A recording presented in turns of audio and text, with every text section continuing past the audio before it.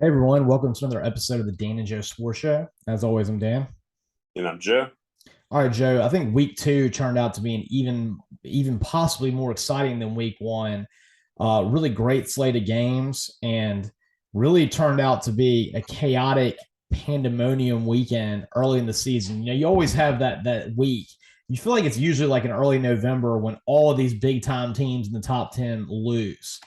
And usually they'll lose to teams you're not expecting them to lose to. But Joe, it doesn't usually end up being Sun Belt teams.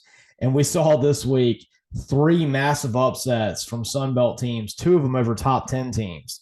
Of course, the biggest of which being App State going to Kyle Field and beating Texas A&M after Texas A&M's incredibly insulting midnight yell, which called them all a bunch of hillbillies, so they couldn't read. And of course, after an A&M student, organizer of this, who was doing the midnight yell, was wearing overalls himself while calling App State hillbillies. Found that kind of ironic. And then, of course, after this happens, they go out and they end up being destroyed by App State in what is the biggest win, I think, for App State's program since the Michigan game. And then, you go from that to Notre Dame losing to Marshall at home, making Marcus Freeman 0-3. But Joe, the coup de grace out of all of these, which is hard for me to say this, only because of the after effect of it, was Georgia Southern beating Nebraska 55-52 in a game that had zero defense and which saw Nebraska actually have a chance at the very end to tie it up on a field goal, only to see the kicker badly miss this kick. And even like in the midst of the kick, I was like, well, Scott Frost is not making his way out of this one. And Joe, I think we all knew he was going to get fired. At that point, it was, do they care about the $7.5 million? And what my thought is, they didn't wait till October 1st when the buyout went from 15 million to 7.5, because I think they were giving Scott Frost $7.5 million for past services, not a service as a head coach, but a service as a player. They didn't want to embarrass him and take away money from him. So I think what their decision was, we're going to pay you even extra and go ahead and wipe this slate clean, because after all, your guy that's from Lincoln, you won us a national championship as a quarterback in the 90s. And so we're going to pay you our due, but I do. Yeah, and I think it's also the desperation that you just couldn't wait any longer. I think that, starting out 1-2, losing, to a Northwestern team to start the season that was your only Big Ten win in 2021, and then losing, to a Sun Belt team, just at that point, I think enough was enough for the fan base. After the Northwestern loss, I kind of felt like the writing was clearly on the wall that he would be fired at some point, at the end of the season or during the season. I didn't expect it to come this early, but I'll be interested to see, how the team responds and how they look this weekend against Oklahoma from an effort standpoint. Yeah, Joe. I mean, part of me also thinks that not only were they wanting to give Scott Frost a little bit more money, they wanted to have a built-in excuse when they lost like 60-10 against Oklahoma or something like that. Well, I mean that could be the case. We'll see how the new coach, the interim coach, looks. Having to debut against Oklahoma. Now, I don't think Oklahoma, at least right now, is as intimidating as they were with Lincoln Riley or Bob Stoops. There's something still about having Brent Venables there where I'm still trying to get a good read for how good Oklahoma is. But it's definitely, not a game where you expect Nebraska to be that competitive. No, absolutely not, Joe. I mean, I would think in my mind, if Nebraska hangs within 21 points, I would be shocked. I do think that will probably happen, though. And the reason I'll say it is because it's at Nebraska. And I do think that there will be something about the motivation of a new coaching staff and also a first year offensive coordinator with Levy at Oklahoma that will make the game probably a little better than most will expect. I just don't see a path to Nebraska being able to pull off the upset. No, Joe, I don't think there's any chance there's an upset on this one.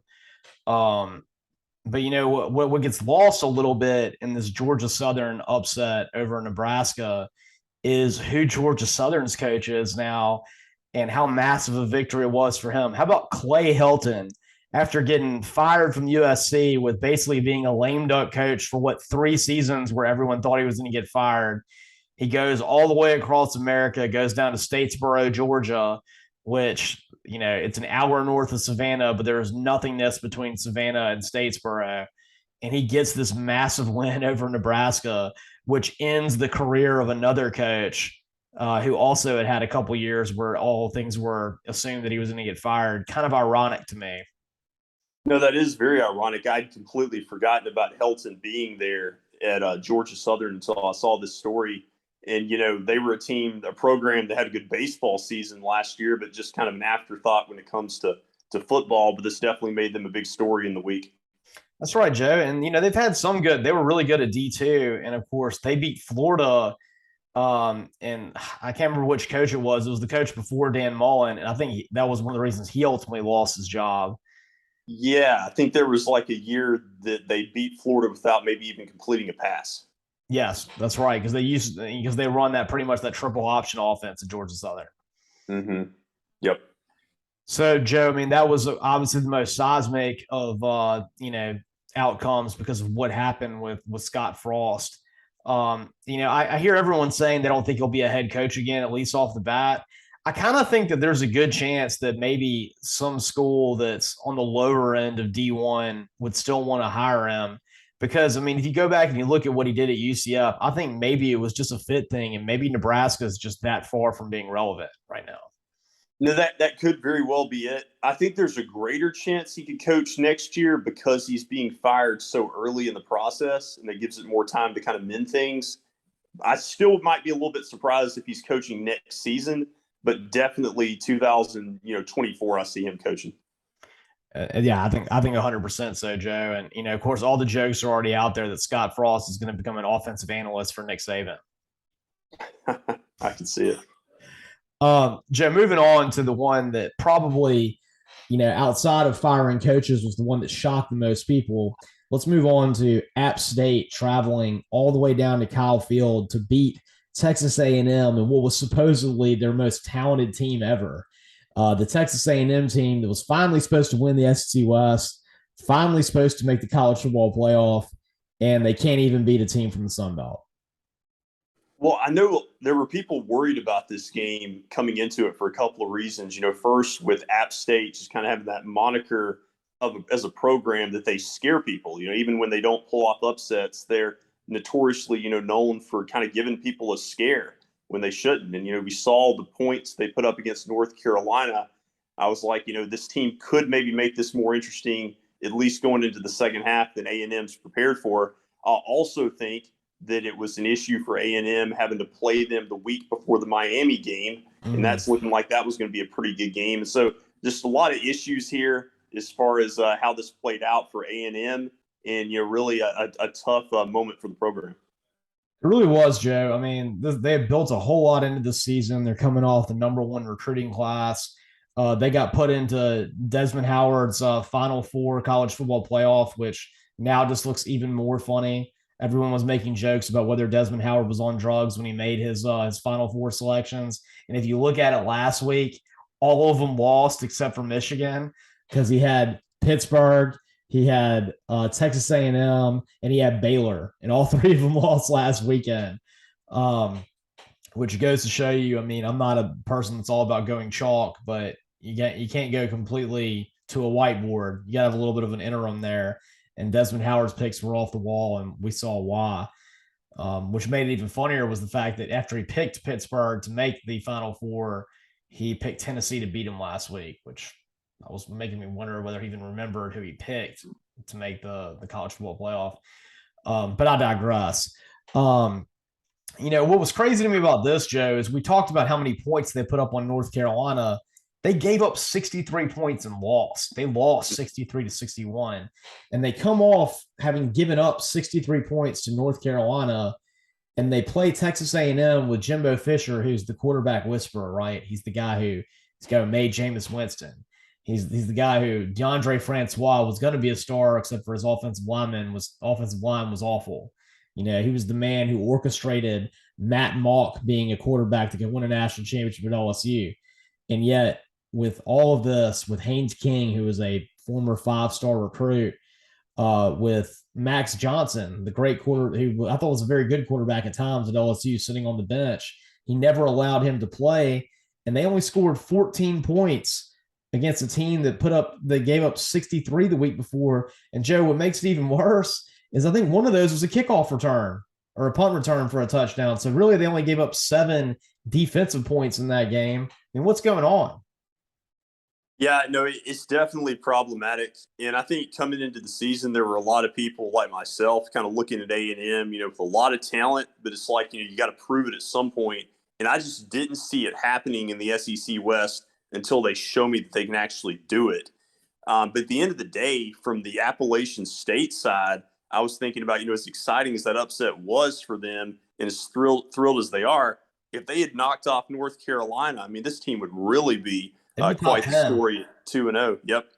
Yeah, I know. I mean, can you believe that? Like, if they were going to have one of those upsets, if they were 1-1 right now, you'd be like, oh, they'd beat North Carolina. I could see that.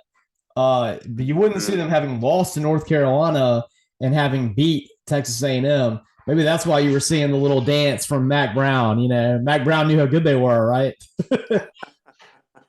It could be it. Yep. Yeah. So, I mean, just a shocking outcome, especially when you consider that they gave up all those points to North Carolina and ultimately lost that game. But yeah, I mean, you'd be looking at if App State had won both those games in the years where we expanded 12 teams, they would clearly be a team that would make a 12-team playoff. Yeah, that they would really be interesting at that point. All right, Joe. And moving from, what was the demise of a promising season to possibly the demise of a promising coaching career, or at least a coaching career where he was given the keys to a Ferrari. How about what do we think of Marcus Freeman right now, 3 games into his Notre Dame coaching career? So Brian Kelly bails on Notre Dame to go to, I guess, greener pastures, maybe at LSU. You and I have been questioning whether that's greener pastures for him, but Brian Kelly makes that decision. And Notre Dame, in what is, they listen to the players and everyone says, listen, this Marcus Freeman guy, he's young, but he's an up and comer. And more importantly, you don't have to pay all that money to get Cincinnati's coach to come to you. Because Joe, apparently Luke Fickell desired the Notre Dame job like no other. I mean, it was apparently a done deal, but they wouldn't pay him the money he wanted. And which is crazy to me, being that Notre Dame is a private school that is the school of Catholicism. Like, if you're a Catholic person and you don't have another rooting interest, you're a Notre Dame fan. I mean, it's one of the most well-heeled universities. Yet they make a lot of decisions in their athletic program based on saving a buck, which is always like, weirds me out. And in this circumstance, I mean, that's clearly what they did. Marcus Freeman is a great recruiter. It seemed like he was a good defensive coordinator. But, I mean, was he really ready to be a head coach? And now we see him lose. Not only does he blow a huge lead to Oklahoma State to lose his bowl game. Okay, Oklahoma State was good last year. That was a good football team. Probably should have made the college football playoff. Okay, so, but we go in. They play good against Ohio State. Not on offense, but the defense plays good. Everyone's like, yay, you only lost by 11 points. Fantastic. Now Marshall comes to South Bend, and in front of touchdown Jesus, you lose a game where your quarterback throws multiple interceptions. You only score 2 offensive touchdowns, and you lose to Marshall. Yeah, my hot take is I was really personally more stunned with this result than I was App State beating A&M. Like, I really thought there was a path where Notre Dame's going to come in there kind of mad after last week's, losing to Ohio State, even though, they were expected to lose. I kind of thought they were going to come out motivated against Marshall and want to kind of, reassert their will as a program. And to lose to Marshall at home, the first home game for Marcus Freeman, I just baffled, that happened. I do think that Marshall's one of those teams, we kind of put BYU probably in that conversation now too, obviously. I think Marshall's going to be one of those maybe potential group of 5 stories of the year if they can get their season going, somebody that could really be interesting and maybe win a lot of games this year. But from the Notre Dame side, just no excuse for that loss. I've always been a proponent of, if you have a successful coach like Brian Kelly, I like kind of offering the job to a coach in-house. Like, I don't like completely restarting over. But at the same time, it does look like maybe it was a little bit premature to give him the job. Yeah, and Joe, I mean, I'm not saying the guy's not a great young coach. He has a lot of the pedigree for it. I mean, he definitely looks the part of someone that should be a head coach, but you can't argue with where the results are right now. And right now, if you're Notre Dame, you got everyone else that's really successful in football. Georgia's paying Kirby Smart now $11 million a year. Alabama's paying Nick Saban. I think he got bumped up to 11 and a half. Dabo's in that same area. And then, of course, Texas A&M's got Jimbo for 75 million guaranteed, which to me is so funny because now, I mean, it doesn't matter what he does, you have to pay him the entire contract. I mean, I wonder if that's going to end this whole guaranteed contract thing because A&M is being bent over a barrel on that deal right now. Yeah, that may be the glaring example that sets a new precedent. Yeah, but my point being with this, if you want to get a top flight coach, you have to pay for him. And I understand what you're saying, Joe, but when you had Luke Fickell right there and you saw what he did when he was an interim coach at Ohio State, he did a fantastic job. Probably should have gotten the job then. He took Cincinnati to a college football playoff and has built them into a sustained power, which, by the way, their one touchdown loss to Arkansas doesn't look that bad now. And you wouldn't pay the guy the money he wanted. And now you're sitting there 0-3 in the Marcus Freeman era, and you get what you pay for. Well, it's one of those situations where I'll put it this way. I was surprised that Fickell did not take that job or get that job or go somewhere else. Like, I was stunned to see him stay at Cincinnati after last season. I'm just saying that personally, a lot of times my preference is to keep things in-house if you can, if the players are happy with the successor, because I have seen situations where you'll have a successful coach, they go outside, the box, and then it does fail sometimes. He can. Well, Marcus Freeman still has some time, but he certainly is off to a very rough beginning as Notre Dame's head coach. Joe, speaking of rough, let's go to what happened in the Texas-Alabama game. Really rough for everybody. I mean, you could say this is a game that had no winners to it. Because, yes, Alabama won, but they looked very, very pedestrian in it. And, I mean, they gave, they should have lost many times. And I want to go, before we look at anything else, I thought the Quinn Ewers injury, of course, is a big deal. I don't necessarily believe it was a dirty hit. I think that, Dallas Turner was holding his arm down, which, I mean, was a form tackle. I think that's why the shoulder injury happened. I mean, I think it was to his upper back and his scapula, but it wasn't dirty or anything like that. That was just a form tackle. But I want to go to the end of the third quarter with the safety that was not called, the touchdown that wasn't called, and they ended up going with it was an incomplete pass. And Joe, I watched that play 20 times, and in my mind, it was either a safety or it was a Texas touchdown. There was no way you could rule anything other than one of those things.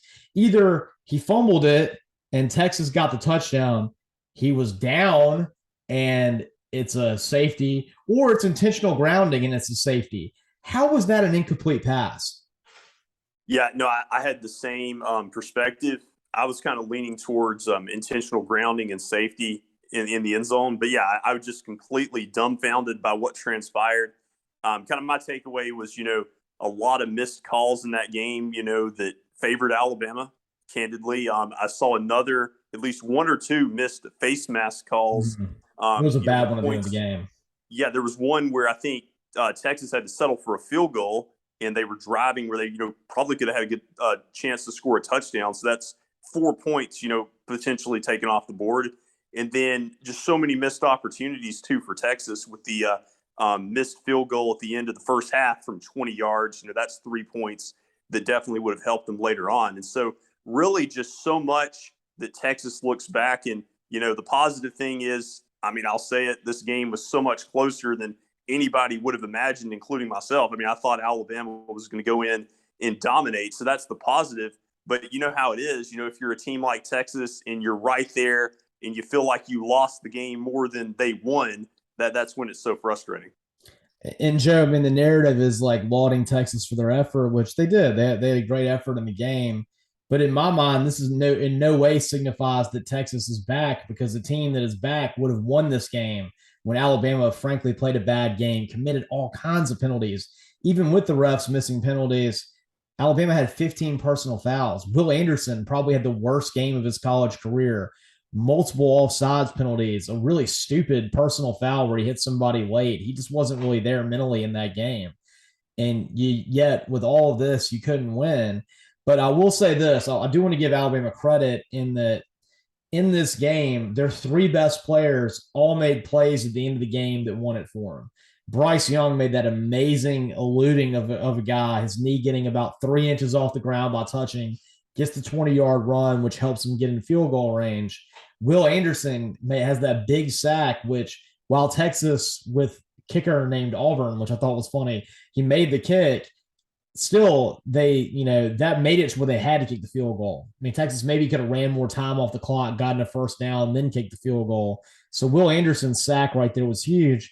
And then on the other side, Will Reichert making that huge field goal for Alabama, when suddenly it used to be you get in these kind of tight games, field goal kicking was a liability for Alabama. You always expected the kicker to miss the big one. Reichert's automatic, and I knew it. As soon as Bryce Young got that first down, I was like, Reichert's going to make this kick. There's no question in my mind. What was it, 2 years ago? I don't think he missed a kick or an extra point the entire season. Like, it's just unbelievable. Yeah. And so I thought that was one of the biggest takeaways to me, is that in the end, Bryce, Will, and Will made the plays that mattered. Oh, absolutely. I completely concur with that. And I would just also add, that it's one of those things where, as much as Texas was right there, Alabama, you come away, your takeaway is, maybe the SEC West is more wide open than we thought. Time will tell.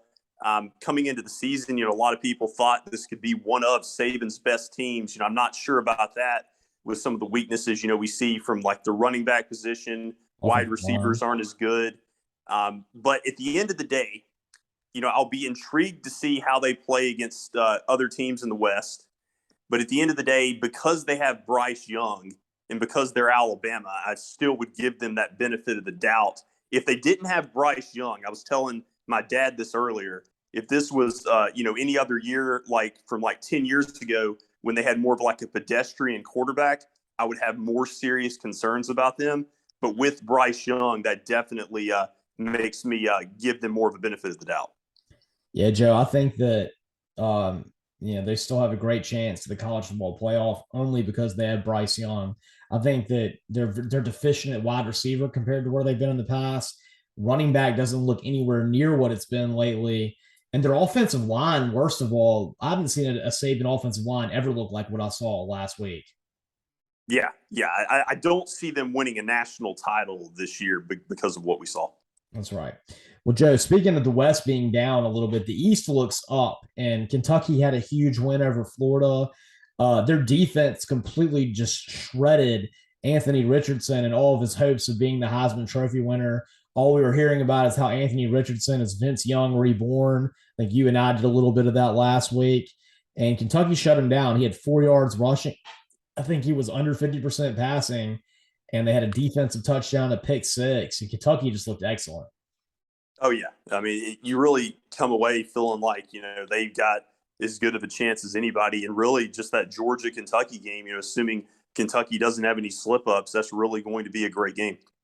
Absolutely, Joe. And I thought it was so fitting that with all the woes that Kentucky has had over the years, taking on Florida, especially the Swamp, and that is until Mark Stoops over the last 5 years has a 3-2 record against them, that Stoops gets his win that passes Bear Bryant as the all-time winningest Kentucky head football coach against Florida. That really is quite the coincidence. All right, Joe. In the last game that we had that I thought was maybe the best game of the day, if you could stay awake to watch it, was BYU and Baylor.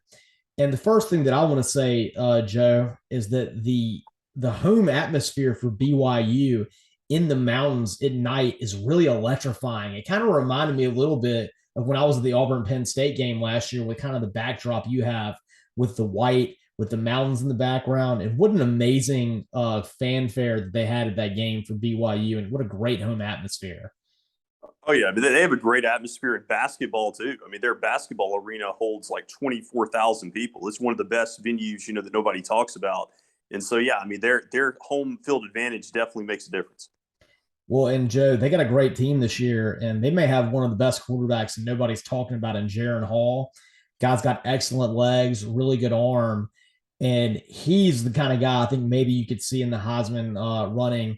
And Joe, even though they had to beat Baylor in overtime, BYU looks like the far superior team in that game. Yeah, I really think, assuming they can beat Oregon this weekend in Eugene, I think there's a great chance that BYU is the closest thing we have to Cincinnati from last year, especially with Houston losing. I think BYU will be a team, if they can keep winning, that will be in the college football playoff discussion. I think so too, Joe. Like, now this is a snapshot judgment. Baylor's got a good football team, a good defense, and and BYU looks better than them across the board. And I think that from watching BYU right now, they look better than the team that had Zach Wilson a couple years ago. Yeah, all around.